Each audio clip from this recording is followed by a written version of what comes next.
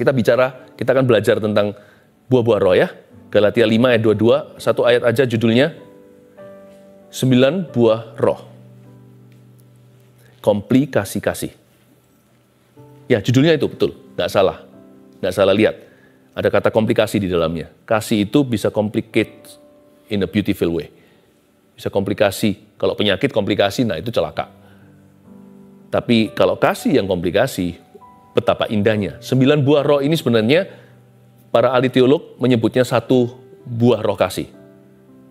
Satu buah yaitu kasih. Tapi 9 flavor atau 9 rasanya. Saya sebut aja 9 buah roh kudus. Supaya kita ingat angkanya. Kita baca bersama-sama ya sambil telinga Anda sendiri bisa mendengarkan ayat ini. Kita baca satu ayat saja bersama-sama dengan keras, dengan teratur. 2 ayat. Galatia 5 ayat 22 dan 23. 9 buah roh. 1, 2, 3. Tetapi buah roh ialah kasih, sukacita, damai sejahtera, kesabaran, kemurahan, kebaikan, kesetiaan, kelemah lembutan, penguasaan diri. Tidak ada hukum yang menentang hal-hal itu. Ulang sekali lagi, 2, 3. Tetapi buah roh ialah kasih, sukacita, damai sejahtera, kesabaran, kemurahan, kebaikan, kesetiaan, kelemah lembutan, penguasaan diri. Tidak ada hukum yang menentang hal-hal itu. 9 buah roh komplikasi kasih. Begini, seperti yang saya katakan tadi, ini juga bisa jadi satu buah kasih, 9 rasa. Kasih yang terbesar, bahkan di beberan nomor pertama. Tetapi buah roh, jadi Roh Kudus yang mengerjakan, ini bukan buah manusia. Ini bukan juga buah-buah tumbuh-tumbuhan, tanam-tanaman, pepohonan. Ini buah supranatural, tapi alami waktu kita alami. Paham ini ya? Sangat alamiah waktu kita mengalaminya. Yang pasti di mana ada buah roh ini, pasti ada orang di sekeliling kita yang diberkati. Hidup kita pun akan merasakan Yesus Kristus lebih nyata. Kita hidup di dekat Tuhan, makanya buah ini keluar semua. Tetapi buah Roh Kudus dengan R huruf besar ialah kasih, sukacita, damai sejahtera. Berhenti di sana. Sebelum kesabaran, kemurahan, kebaikan, kesetiaan, dan sebagainya. Sadarkah Anda 3 buah roh yang pertama dari 9 itu pasif semua. Dan itu perasaan. Siapa bilang feeling is not important? Itu bukan tindakan perbuatan, belum lagi sampai ke level taat. 3 buah pertama itu hanya cukup meresapi atau menyerap. Tidak berbuat sesuatu atau berbuat apa-apa dulu. Karena kasih itu adalah suatu sifat. Kasih itu sebuah kondisi hati. Sukacita, orang dunia bilang happy. Damai sejahtera. Semua ini nggak ada satupun yang perbuatan. Karena itu saya yakin saat teduh seperti ini adalah cikal bakal semua perubahan. Jangan pernah remehkan duduk diam di bawah kakimu. Itulah kerinduanku. Ada satu lagu lagi yang waktu saya saat teduh di awal-awal kenal Tuhan, saya selalu nyanyikan dengan gitar. There is no higher calling, no greater honor than to bow and kneel before your throne. Come down at your feet, O Lord, is the most high place. Jangan pernah remehkan saat teduh ketika kita nggak berbuat sesuatu. Kayaknya buang-buang waktu. Tahu gitu, mendingan cari duit, mendingan kerja, mendingan melakukan sesuatu yang berguna. Dari 9 guna, 3 guna pertama, itu tidak berbuat apa-apa. Itu berguna sekali loh. Perubahan hidup dalam hadirat Allah. Meskipun hidup belum berubah seketika, tapi kalau hati kita diubah dalam hadiratnya, itulah permulaan mujizat. Kalau saya perhatikan 9 buah ini, 3 adalah kondisi hati. Suatu kondisi iman. Sebuah keadaan jiwa. Jadi yang disebut buah roh itu tepat. Karena buah itu kan gak berbuat sesuatu. Pernahkah Anda lihat buah durian begitu besar karena dia pergi fitness? Atau dia buah nangka bisa gede, atau buah apel bisa bundar bulat begitu atau jeruk bisa kuning begitu karena dia lakukan sesuatu. Nggak ada, dia hanya menyerap dari pohonnya. Yesus pokok dan kitalah carangnya. Apalagi buahnya. Dia hanya menyerap gizi aja, dia nggak berbuat apa-apa. Karena itu Maria itu sangat-sangat disayang Tuhan. Dan ketika Marta datang kepada Yesus dan berkata, tolong Tuhan, tolong saudaraku. Yesus kasihan sama dia, tapi nggak sampai Tuhan Yesus itu menangis. Karena ketika Maria datang, kalimatnya sama Marta. Tuhan langsung menangis dan berkata, mana adikmu, mana Lazarus? Lalu berkata, Lazarus keluarlah dari kuburan. Jangan pernah remehkan ketika kita sisihkan waktu untuk saat teduh. Contohnya kita sacrifice atau korbankan 1 jam misalnya. Kita hanya duduk diam di bawah kaki Tuhan. Disitulah hati kita meresapi kasih. Disitulah hati kita menyerap sukacita. Dan ditambah damai sejahtera. 9 dari 9 buah, 3 itu dari pihak Tuhan. 6 kemudian dari sisi kita. Kita harus sabar. Nah di situ ada sisi mengalah. Kemurahan itu kan berarti murah hati, suka memberi. Kebaikan, berarti kebajikan itu kan attitude atau sikap. Orang bisa kerasa kok tegang di dekat kita, atau orang bisa merasa tenang di sekeliling kita. Enak kalau kita berada di sekeliling orang yang baik. Lalu kesetiaan dan sebagainya. 6 buah berikutnya baru masuk ke area taat. Nah, apa itu kasih kalau Anda bertanya? Buah yang terbesar, what is love? Oh, kasih itu ini. Kasih itu betapa aku mengasihi Yesus. Oh, jangan terlalu percaya diri. Nanti jangan-jangan kita masuk jebakan Petrus. Petrus kan berkata, oh aku mengasihimu, I love you. I love you, I love you Lord. Loh nggak apa-apa kita menyanyi I love you Jesus. Tapi definisi kasih yang pertama-tama kali bukanlah kita mengasihi Yesus. Tapi Yesus mengasihi kita. Resapi dan seraplah itu. Banyak orang lebih membanggakan cintanya pada Tuhan. Kata Petrus, semua orang ini bisa meninggalkanmu, aku akan tetap bersamamu. Ayam baru berkokok 2 kali. Belum 3 kali, dia sudah sangkal 3 kali. Ini banyak orang Kristen salah nih kalau baca Alkitab kurang detil. Kiranya ayamnya berkokok 3 kali. Baru 2 kali. Belum ketiga. Segala sesuatu itu iersan, 1, 2, 3 baru sah. Petrus setengah matang sudah langsung sangkal Tuhan. Tadi katanya cinta Tuhan. Percaya diri, over pede sekali. Kasih itu definisinya bukan you love Jesus, I love Jesus, but He loves us. Itu yang kita lakukan kalau kita saat teduh. Bukan karena gini loh, kalau kita saat teduh atau kita baca Alkitab itu demi membuktikan betapa cintanya kita pada Tuhan. Tidak. Saya berlomba-lomba cepat buka Alkitab setiap kali pagi hari. Hal pertama yang saya ingat di benak saya, alamat nomor 1 yang saya tuju hari itu adalah the Bible and the presence of God. Selalu hadirat Tuhan. Selalu persekutuan dengan Roh Kudus. Bukan untuk membuktikan bahwa Philip Mantova cinta Tuhan. Bukan. Saya nggak tahan, saya harus lari ke situ. Karena di situ kutemukan kasih yang kubutuhkan. Posisi saya itu menerima dulu, makanya nanti saya bisa mengasihi orang seperti Yesus mengasihi aku. Kita bisa melayani karena Yesus melayani lebih dulu. Sumbernya itu bukan dalam dirimu dan diriku, sumbernya itu pada Tuhan dan kita itu ahli waris kita itu menerima. Nggak boleh jadi orang Kristen yang percaya diri boleh, tapi jangan jadi orang Kristen yang salah sumbernya.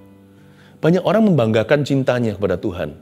Sebentar lagi, baru datang berapa orang mau tangkap Yesus, potong kuping, potong telinga, langsung lari terbirit-birit. Tak lama yang lalu baru membual betapa cintanya.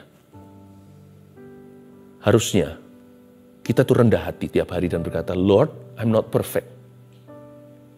But you love me. Teach me, ajari aku. Karena engkau mengasihi aku.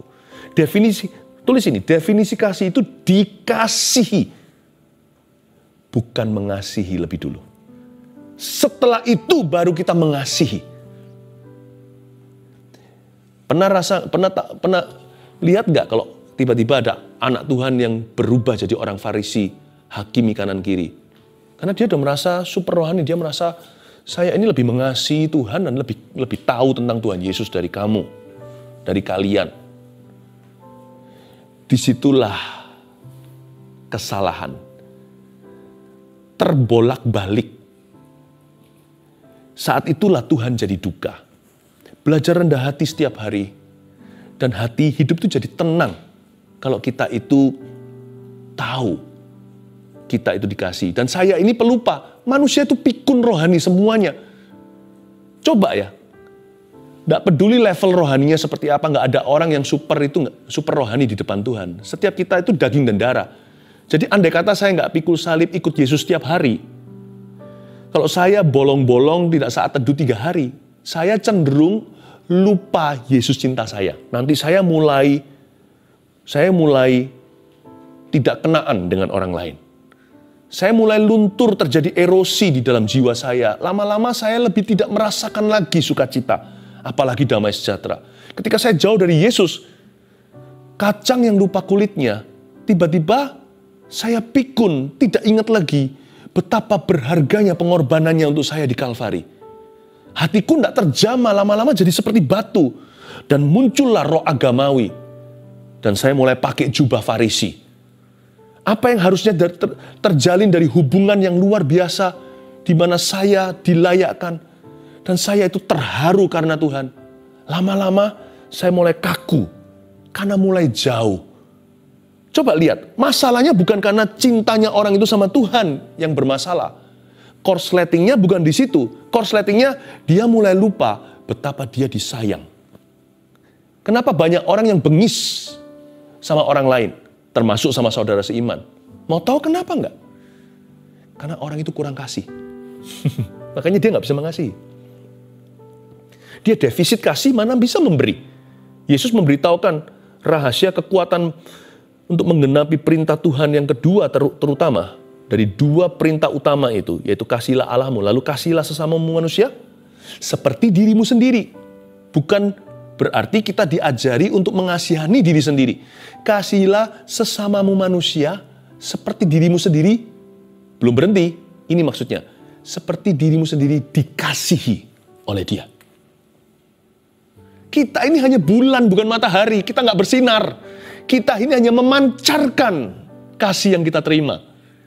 Banyak orang kira kalau dia baca Alkitab supaya dia menunjukkan dia cinta Yesus. Oh no, kalau saya lari ke dalam firman, karena saya sangat kering kasih di dunia ini. Dunia ini penuh dengan perkara duniawi yang bisa membuat saya dalam sekejap menguap semua sukacita dan damai sejahtera. Saya langsung di hari yang panas secara rohani, saya tanggalkan jubah duniawi saya. Langsung masuk ke kolam renang Tuhan. Swimming di dalam Roh Kudus, di dalam ayat-ayat firman yang menghidupkan. Disinilah air segar. Dan saya minum, saya menyusu dari sorga. Dan saya berkata, terima kasih Tuhan. Setelah selesai saat teduh pribadi atau saat teduh seperti ini, selalu akhirnya saya terharu dan berkata, I'm so lucky. Aku begitu beruntung punya Engkau Tuhan Yesus. Pengetahuan ya bertambah. Ya, kemahiran, pengalaman juga bertumbuh. Ya, semua itu efeknya. Waktu kita dekat sama Tuhan, kita semakin dewasa. Tetapi ada satu hal yang bertahan, tetap sama dari sejak hari H saya terima Tuhan pertama kali dalam hidup saya. Kasih mula-mula. Bahkan di kitab Wahyu, buku terakhir di dalam Alkitab, Tuhan menegur gereja yang sudah cukup lama berdiri saat itu. Aku memberitahu kepadamu, kamu sudah jatuh. Jatuh apa sih? Aku kesalahan moral apa atau skandal? Tidak. Tuhan bilang kamu sudah jatuh. Sebelum kamu jatuh ke dalam dosa apa-apa, hatimu sudah jatuh. Jatuh dari kasih. Kamu telah kehilangan kasih mula-mula. Ada satu hal yang gak pernah berubah. Sejak saya terima Tuhan. Dari tahun 1992. Ini take-nya sekarang 2020. Berarti 28 tahun yang lalu. Yaitu iman yang seperti anak kecil. Itu masih ada di dada saya. Tiap pagi setelah saya saat teduh, saya selalu happy ya seperti lagu sekolah minggu. Dan berkata, Jesus loves me. This I know, for the Bible tells me so. Yes, Jesus loves me. Yes, Jesus loves me. Lalu saya sambut hari. Mau tahu nggak kenapa Anda frustrasi? Bukan karena Anda kurang cinta Yesus. Nggak ada orang yang cukup cinta Yesus. Kita bertumbuh, masih terus diproses, masih berkembang. Tapi Anda semakin push diri sendiri, aku harus lebih cinta, lebih cinta. Sekali-kali rendah hati, diam saja dan berkata, Tuhan, Kau cinta saya. You'll make a way for me. Kau akan buka jalan di mana tidak ada jalan. Belajar untuk bisa sekali-kali merasakan gitu loh. Yang mudah disayang begitu loh. Thank you Tuhan. You love me. My problem isn't solved yet. Masalahku masih ada dan banyak. Tapi hari ini aku bersyukur. Engkau mencintai aku. Lihat ya. Itu setan lari semua. Dari Anda waktu Anda ngomong begitu. Saya masih ingat tahun 1992 ketika kelepasan terjadi. Ketika belenggu saya dipatahkan dan roh jahat diusir dari tubuh saya. Itu pada saat saya merasa dikasihi oleh Yesus. Waktu ada kesaksian roh di dalam hati saya dan seseorang sungguh-sungguh beritahu saya, Philip, Tuhan sayang sama kamu. Disitulah saya bilang sama setan, mulai hari ini aku sudah gak mau kamu. Lalu setelah itu saya didoakan oleh hamba Tuhan, oleh saudara-saudara seiman, ditengking dalam nama Yesus, iblis tinggalkan kehidupannya. Sebab dia orang kesayangan Allah. Jangan bergumul sendiri. Anda juga bisa punya kekuatan setelah itu dan berkata, kata-kata inilah, kalimat ini tolong disambung, di tengahnya isi sendiri. Ya, I don't need ... because I'm loved. Masukkan aja. Terserah apa yang membelenggu Anda. I don't need drugs because I'm loved. Aku tidak butuh narkoba karena aku dicinta. Papa mamaku mungkin tidak cinta aku. Mungkin dari broken home katakanlah. Teman-temanku mungkin menghina. Tapi ada satu yang mengasihi aku, mengasihi sampai mati. Kalau ada orang berkata, aku cinta sama kamu, aku cinta padamu setengah mati, itu baru setengah. Tuhan udah mati untukmu. Dia mengasihimu tuh sungguh-sungguh sampai meninggal dunia untukmu. Sampai mati di kayu salib, mati hina. Ada satu yang cinta kasihnya, pengku, keras kepala untukku. Stubborn love. Sekalipun aku tidak layak dicinta, dia memperjuangkan saya. Saya tidak ngomong ini untuk kita memanipulasi Allah. Ah, Tuhan cinta kan, nggak apa-apa, saya berdosa. Orang gitu, udah. Orang gitu tidak mencari kasih. Tapi kalau Anda nggak layak seperti perempuan yang berzina ketangkap basah. Tapi kalau hati Anda ingin sekali mengenal Tuhan, Tuhan tahu. Ketika hatimu mencari kasih, Tuhan nggak pernah tolak. Tapi ketika hatimu manipulasi, Tuhan akan tunggu dan menanti. Tuhan nggak benci. Tapi Tuhan tunggu sampai Anda tidak bisa berbuat apa-apa lagi. Sampai berkata, ya sudah, yang kubutuhkan adalah kasih. Do you love me? Dan Tuhan muncul. Dan Tuhan akan tiba.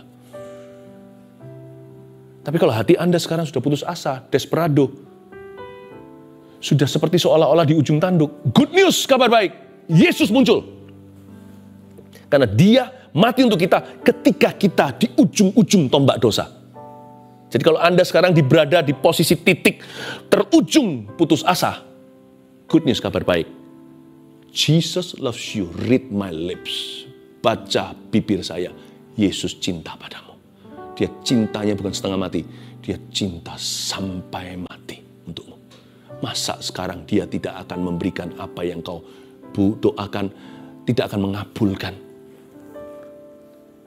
Tetapi buah roh ialah kasih. Nah, komplikasinya di mana? Sekarang saya masuk ke komplikasi ya, siap-siap. Siapkan gini. Nah, kalau orang itu merasa dikasih Yesus, dia otomatis akan terharu. Pelan-pelan tapi pasti. Lambat laun tapi pasti maju. Orang itu akan semakin cinta Yesus. Gak ada orang yang dijamah Tuhan terus gak jatuh cinta. Gak ada. Bisa lah, dia gak sempurna jatuh lagi. Bisa gak? Bisa, semua kita bisa, termasuk saya.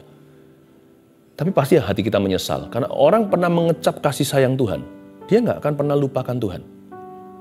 Dia bisa gagal taat, dan semoga jangan ya, karena kalau sampai kita gagal taat, yang rugi kita bukan Tuhan. Tuhan sih siap mengampuni setiap kali, tapi kita kehabisan waktu. Hilang kesempatan. Missed opportunity. Setiap hari itu berharga, jangan dibuang sia-sia. Gak apa-apa saya jatuh dalam dosa, minggu depan saya kembali sama Tuhan. Tapi kan 1 minggu telah hilang. Anda tidak tahu apa yang Tuhan sediakan 1 minggu itu kan. Anda bisa berkata, I don't need sex. Bagi yang single. Because I'm love. Aku tidak perlu dosa seks. Kalau bagi yang bujangan ya, aku tidak perlu dosa seks. Tuhan punya cara sendiri dalam alam ini. Ada siklusnya sendiri untuk setiap pria dan wanita. Sabar menanti. Jangan turuti hawa nafsu. Anda lihat orang lain ambil ATM, ambil cash di situ, Anda nggak punya uang. Anda rasanya, aduh andai kata aku punya duit, aku bisa ambil dari sana. Bukan berarti Anda berhak untuk merampok, hanya karena Anda inginkan sesuatu. Hanya karena ada keinginan di dalam diri Anda, alamiah setiap pria dan wanita. Bukan berarti keinginan itu harus berubah jadi hawa nafsu. Keinginan itu baru jadi hawa nafsu kalau disertai kesengajaan untuk lari dari rencana Tuhan. Anda tidak harus berbuat sesuatu. Lihat orang lain makan, enak ya, bukan berarti Anda langsung rampas makanan kan? Bukan yang Anda inginkan selalu Anda bertindak atasnya, bukan? Keinginan seksual itu bukan dosa, tapi melakukan sesuatu terhadapnya. Membuat kita jadi distracted dengan kehidupan ini. Beritahu pada dirimu sendiri sebagai orang bujangan, I do not need sexual sins to make me whole. Aku tidak perlu dosa seks untuk membuat aku lengkap. Dan bagi yang sudah menikah, aku tidak perlu dosa seks di luar nikah. Tidak perlu seks di luar nikah untuk bisa membuatku bahagia. Yesus cinta padaku. Jesus loves me, this I know. I don't need ... because I'm loved. Aku tidak perlu ... karena aku dikasih oleh Tuhan. Nah, ini komplikasinya. Orang yang dikasih Tuhan pasti mengasihi Tuhan kembali meskipun dia pelan-pelan belajar. Jatuh bangun kadang-kadang. Dan kalau orang itu hidup dalam kasih, pasti komplikasinya sukacita. Karena orang itu akan mengalami bahagia yang tiada duanya. Ini bukan happy-nya dunia. Happy yang semu, bahagia yang karena menerima lalu sebentar lagi bosan. Yang disebut sukacita itu bukan happiness. Sukacita yang artinya joy itu berarti puas batinnya. Catat, itu artinya suka, cita. Dari orang yang hidup dalam kasih, dia lama-lama suka hidupnya. I like my life. Lalu kata-kata cita kan, cita-citanya pun dia suka hidupnya, dia suka tujuannya. Mau nggak mau orang itu pasti merasa fulfilled inside, bahasa Inggrisnya. Dia merasa puas batinnya, merasa seperti nggak sempurna. Dia nggak dapat semua yang dia inginkan. Nggak ada orang yang dapat semua yang dia nggak ada orang yang memperoleh segala sesuatu yang dia impiankan. Nggak ada. Tapi orang yang hidup dalam kasih Tuhan pasti sukacita dan puas batinnya.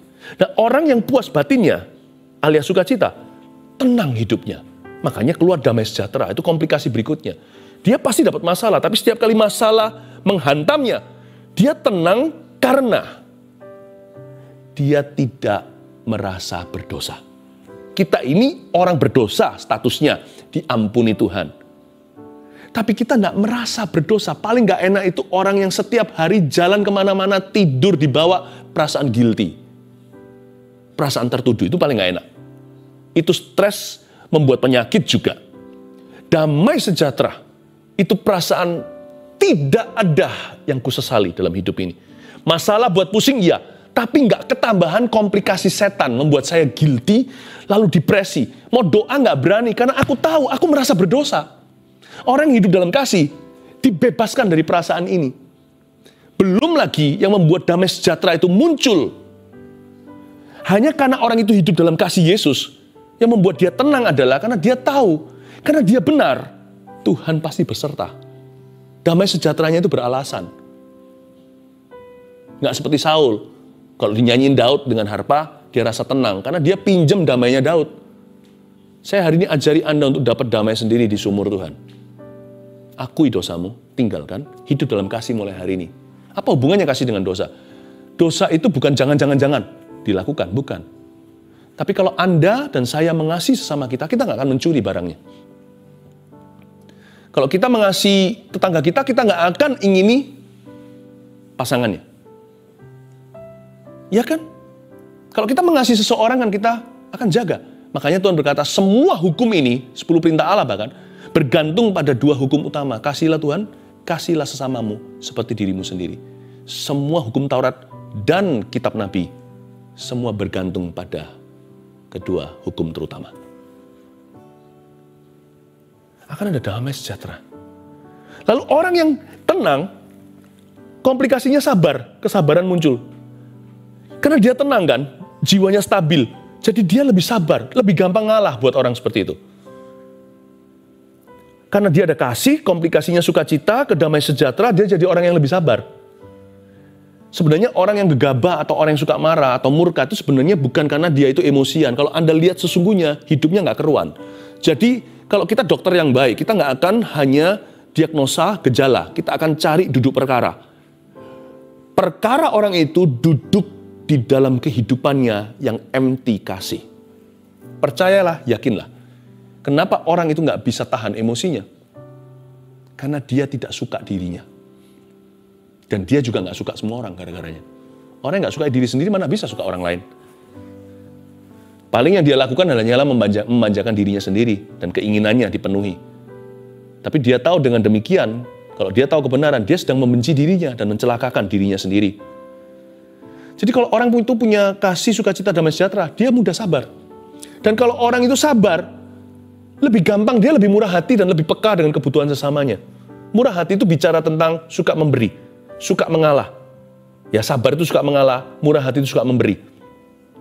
Otomatis orang yang suka menabur dan hidup jadi disukai, itulah komplikasi kasih. Mau nggak mau orang begitu disukai. Ada yang suka kita dengan motivasi yang salah, peduli amat. Semua orang suka Yesus. Kecuali orang Farisi yang punya agenda politik waktu itu. Karena mereka iri dan cemburu. Yesus kenapa kok populer sekali? Yesus itu loh disukai semua orang. Meskipun ada yang sukanya sungguh-sungguh mengasihi, ada beberapa yang hanya karena demi roti. Tapi orang yang murah hati itu pasti banyak temannya. Lalu gak hanya kemurahan, orang itu pasti baik, kebaikan. Lebih gampang jadi orang baik kalau punya kasih.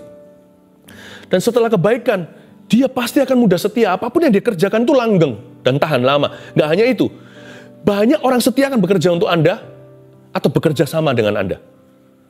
Lihat ya, orang yang hidupnya dalam kasih, ada sukacita dan damai sejahtera. Bukan hanya dia semakin sabar dan dia gampang murah hati dan baik hati pula. Tapi Anda mulai lihat, teman-temannya tahan lama semua. Orang gitu nggak berubah-ubah. Teman baru berdatangan, yang lama pun nggak berlalu. Kok bisa ya? Yang ikut sama itu, yang kerja di rumahnya 20 tahun. Kok bisa ya? Karena orang-orang suka. Tuhan berkati orang ini dengan faithfulness. Faithfulness this, faithfulness that. Semua yang dia jamah, bukan jadi emas. Semua yang dia jamah, panjang atau kekal sifatnya. Ada permanent blessing. Itu komplikasinya. Ternyata semua dimulai hanya hidup dalam kasih ya. Simple sekali ya. Jangan remehkan. Makanya sekarang saya ngerti. Paulus bilang di 1 Korintus 13. Yang terbesar ialah kasih. Karena kasih itu komplikasinya besar sekali. Lalu setelah dia kesetiaan, kelemah lembutan. Gentleness, orang sungkan. Kelemah lembutan itu bukan kelemah gemulayan atau kelemah lunglayan. Itu bukan kelemahan. Biasanya orang lemah lembut itu orang yang berkuasa. Anda kalau Anda punya kemampuan untuk membalas tapi tidak membalas, itu disebut orang lemah lembut. Tapi kalau Anda ingin balas tapi tidak punya kuasa untuk membalas, nggak punya koneksi, nggak punya kekuatan, nggak punya uang, nggak punya teman, itu bukan lemah lembut namanya. Itu orang lemah. Lemah lembut itu di sini ada berkat kuasa. God is giving you power and yet you don't abuse that power. Orang seperti ini dipromosikan sama Tuhan terus kelemah lembutan. Dan juga ada kesungkanan, ada keseganan. Tiba-tiba Anda dihormati di masyarakat. Dimanapun Anda berada. Orang-orang merasa sungkan. Ada hormat dari Allah, ada hormat dari manusia seperti yang dikatakan tentang Yesus. Dan juga Yohanes Pembaptis pula. Dan nabi-nabi di perjanjian lama. There is honor bestowed upon you from God. Penguasaan diri. Penguasaan diri.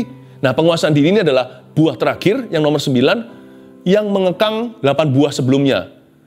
Gara-gara penguasaan diri kita tidak mengasihi berlebihan. Ya kan? Beberapa orang yang agak sedikit over soal sukacita. Tidak punya persiapan apa-apa. Damai sejahtera, kesetiaan, kelemah lembutan. Jangan over supaya nanti 88 itu bisa diulangi lagi dalam sebuah siklus mata rantai berkat yang tidak terputus. Seperti lingkaran Tuhan, bukan lingkaran setan. Penguasaan diri itu adalah satu buah yang sebenarnya tidak dimakan sendiri. Itu buah yang harus dimakannya bersama dengan kasih. Dimakan bersama dengan kelemah lembutan, kesetiaan, dan sebagainya. Supaya kita nggak over, supaya bisa kembali ke buah nomor 1 dan diulangi lagi siklusnya dalam lingkaran Tuhan. Tuhan ajari kita untuk mawas diri. Tuhan ajari kita untuk tidak ekstrim, jatuh ke sebuah ekstrim. Kalau kita itu mau murah hati sama orang, jangan sampai jatuh ke dalam ekstrim sampai keluarga Anda sendiri pun tidak bisa makan. Jatuh miskin, bangkrut, akhirnya menyusahkan. Akhirnya minta-minta roti. Orang-orang yang tadi Anda beri, satu persatu disuruh kembalikan rotinya, karena sekarang anak Anda harus makan. Saya suka sekali penguasaan diri itu, membuat semuanya seimbang. Supaya kita dihindarkan dari ekstrim kiri maupun ekstrim kanan. Tapi dengan cepat aja komplikasi benci gimana? Kalau orang itu membenci, buah roh jahat bukan roh kudus. Kalau saya balik semuanya ini, orang itu pasti nggak happy hidupnya. Saya nggak pernah lihat orang benci itu happy. Dia bisa menang perkara, tapi hatinya penasaran. Pasti nggak tenang, damai sejahtera, banyak musuhnya. Pasti nggak sabaran orangnya. Suka tukaran, suka berantem sama orang, dan itu masih melukai kanan kiri, belum lagi dia dilukai. Kemurahan orang itu pasti picik. Bisa jadi orang yang foya, tapi kikir dengan sesama. Dia pasti nggak murah hati, dia pasti menabur yang salah.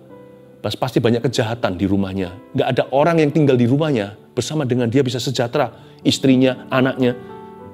Nggak akan ada orang yang setia sama dia, dan dia nggak akan setia sama orang. Sebab di atas manusia, bagi dia adalah uang dan harta.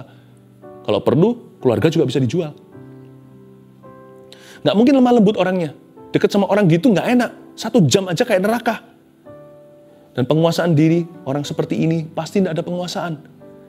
Kalau ini diulang-ulang lagi, kembali lagi, roh jahat bertahta. Anda pilih hari ini, mau jadi buah kasih atau buah benci? Atau mau jadi buah kekudusan atau buah dosa dan kejahatan? Saya memilih kasih. Karena waktu saya lari ke dalam kasih Tuhan, saya berbuah. Dan inilah permulaan kuasa. Catat ini, dengan ini saya selesai. Jesus loves me. Catat itu. Jesus loves me. Itulah permulaan kuasa dalam kehidupanmu. Kalau Anda menyadari betapa Anda dikasihi oleh Yesus, tiba-tiba Anda akan sadar masuk ke sebuah dunia dengan dimensi kuasa, di mana tidak ada satu hal apapun yang mustahil bagimu. Karena Anda tahu Anda berharga.